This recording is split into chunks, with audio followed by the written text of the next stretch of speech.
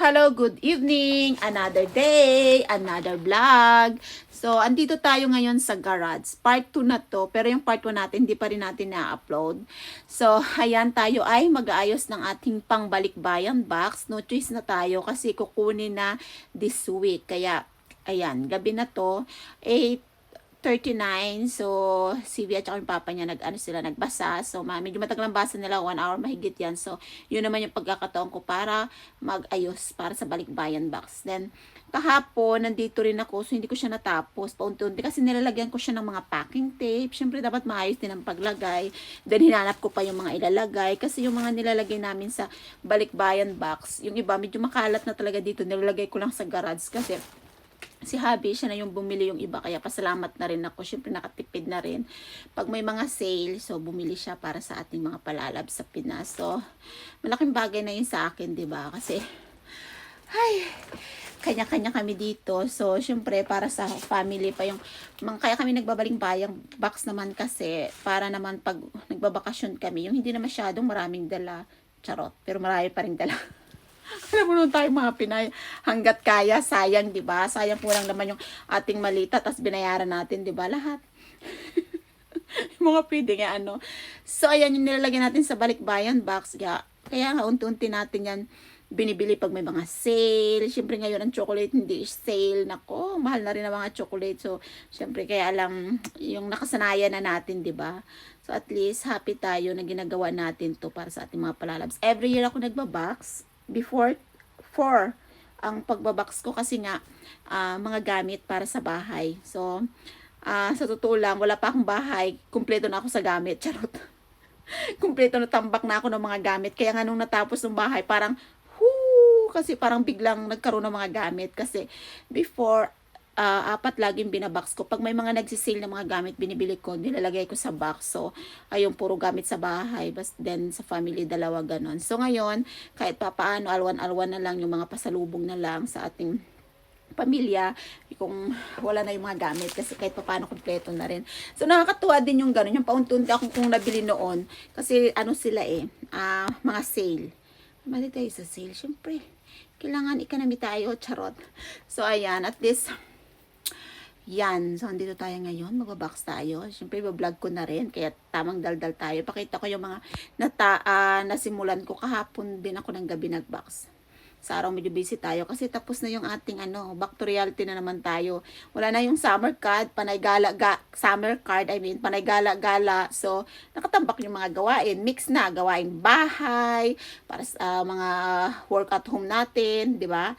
Para sa ekonomiya. Charot. So, natin yan, tambak na ngayon. So, ganyan lang, balance lang ang life. So, kaya ko naman yan, kahit pagpuyatan ko yan. Ganyan ako basta mga importanteng bagay, pag kailangan.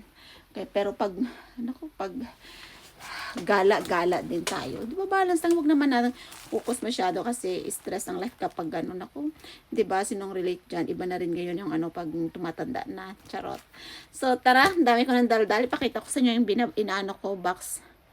Nilalagay ko sa box. So, ito yung mga ilalagay natin sa box. Yung mga yan, yung parang blanket. Nag-sale kasi yan. Kaya, iba-box na rin natin yan. Then, mga chocolate. Nalagay ko na yung iba. Coffee, shoes, mga damit. Yung mga binili pabango. May dilata. So, ayan. Ayan, may mga alak yan. Naano ko na dito. So, 2 box tayo ngayon. Yung iba hanapin ko pa. Hindi pa tapos nakatambak dyan, So, ayan yung ating ngayon, ginagawa. At least naka-start na ako dito. Then, sinusulat ko yung mga nakalagay dyan para sa papel niya. Mga gantong bag, para sa ating yan, mga kapatid ko. Yan. So, yun lang for today's video.